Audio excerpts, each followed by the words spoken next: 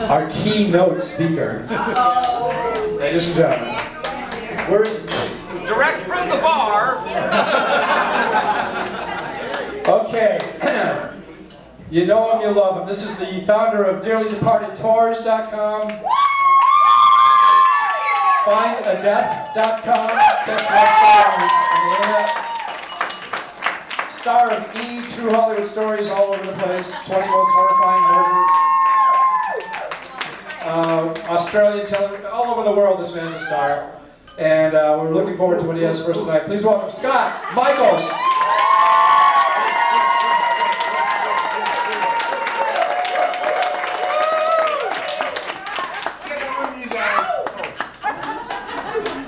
Hello. Well, I don't know what to say. So I will try to say it quickly. When I get nervous, I speak quickly. If I speak too quickly, please stop me and tell me to slow down because I've got a lot to go through. I got a lot of slides here, and I'm going to share with you what I have done over the summer and some other sort of fun things. Slow down. Right, so over the summer, I visited my hometown, Detroit. Please, Detroit. Yay, Detroit! Now, Detroit has got a bad rap because lots of bad things have happened in Detroit, please. Now, like for instance, here we go. This is an old movie theater I used to work at called the Madison. I was a projectionist there for a couple of years. It's now boarded up and gone. And if you would mind, please. There's some of the fabulous ruins of Detroit. There's a website called The Fabulous Ruins of Detroit, which shows some of the beat up horrible things. Now that's the Michigan Theater. You're okay. Go on, please. Thank you. There's the Michigan Theater. Now what's interesting about the Michigan Theater in Detroit is that they gutted it and made it into, please, a parking structure.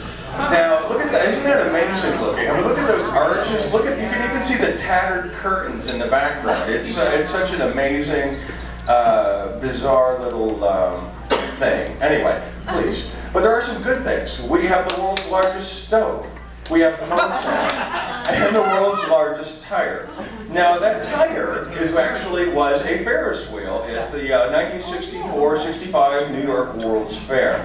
It held 96 fair doors at a time. It was powered by a 100 horsepower motor. More than 2 million people rode it, including Jackie Kennedy and her children John Jr.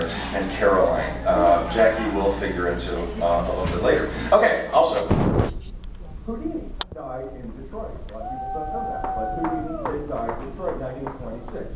Houdini was, please, he was performing at the Garrick Theater. Now, the day before he was to perform at the Garrick Theater, he performed in Montreal, and a very famous story about him being punched in the stomach by a man that challenged him, and Houdini wasn't able to prepare for it, and he was, unprepared, got hit in the stomach and hurt himself quite badly. But it turned out that he had peritonitis anyway. He probably would have died anyway, because there were no antibiotics at that point, please. And he died in Grace Hospital in Detroit. The top picture is what Grace looked then, how it looked then. Bottom picture is how it looks now. That's actually the hospital I was born in.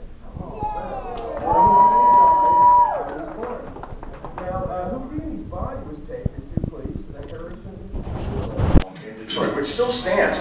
It's now part of Wayne State University, and I think it's a theater group. But it was closed, and we were able to stick the camera in and get a picture of the inside, please. And you can see that actually came out quite clear. There you go. And you can see some of the archways in the background and the cool floors and all that sort of stuff. I thought that was kind of neat. So then Houdini's body was taken, shipped out to New York, please, from Michigan Grand Central Station, the Union Station, sorry. If you look really closely, all those windows are busted out. This whole thing is just surrounded by barbed wire and is just rotting away. They started planting flowers in front of it to make it look not as horrible as it really is.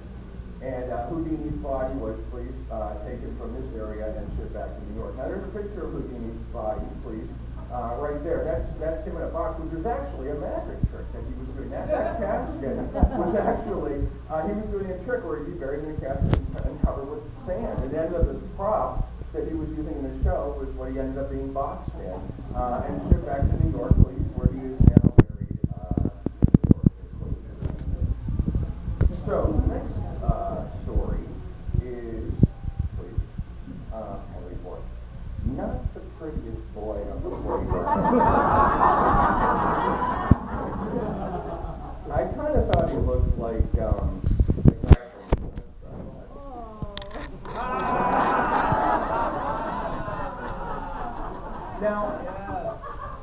I say I know I go for a cheap joke. I can take a joke too, because I know that, go ahead, I kind of look like a thumb. So, I said before you did, so. Please. So Henry Ford has this really weird collection. It's called it's Henry Ford Museum in Dearborn, Michigan, and it's just I came to appreciate this place after I left Detroit, because that's when I started really appreciating what Detroit was all about. And I would visit the Henry Ford Museum. Now, in the Henry Ford Museum, you will see, please, the Wienermobile. The Oscar Mayer Wienermobile. You will also see, please, the Rosa Parks bus. They actually found the real Rosa Parks bus. Now, here is something that I learned about Rosa Parks, and okay, Rosa Parks was a seamstress. She was also working for the NAACP on civil rights issues. Now, this is really interesting about her. In the spring of 1955, a teenage girl named Claudette Colvin, this was in Alabama, where she was from, a teenage girl named Claudette Colvin and an elderly woman refused to give up their seats in the middle section of the bus to white people. When the driver went to the police, the elderly woman got off the bus, but Claudette refused to leave, saying she'd already paid her time and had no leave. When the police came, they dragged her from the bus and arrested her. Now, Rosa Parks says in her own words, "I did meet with Claudette and talked to her about taking the case to federal courts. Claudette was willing, and we started making plans to raise money for her defense by having her speak in various parts of town. Everything was going fine until we found out that Claudette was pregnant. She wasn't married, and that was the end of the case. If the white press got a hold of that information, they'd had a field day. They call her a bad girl, and the case wouldn't have had a chance. So the decision was made to wait until they had a plaintiff who was more upstanding before we went ahead and invested any more time and money into it. They needed a plaintiff who was beyond reproach." I just find that interesting. She wasn't the first person. She said that she had no intention of going out to be busted on a bus. It just happened that way. But it was a conscious effort to not work with the first person because she was pregnant and she would look bad. So I just find that really an interesting fact. Now, Rosa was from Alabama. She moved to Detroit. Go ahead, please. And the house on the left, that's where she lived until she died.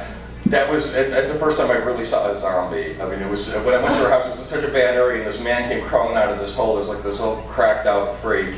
And it really scared me to death with the blue eyes, and anyway.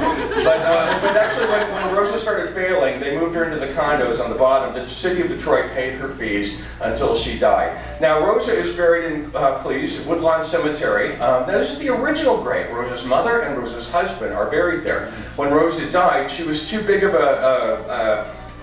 I don't know, too important to put her in the ground like that. So they made this chapel that was in front of the cemetery. They named it the Rosa Parks Chapel. They exhumed her mother and husband and police, and now she rests inside. I don't know if you could read that, but it's Rosa, her mother above her, I believe, and her husband underneath her. So there's the memorial for Rosa Parks. It is nice. It's beautiful. Please go to the next one. Thank you. Oh.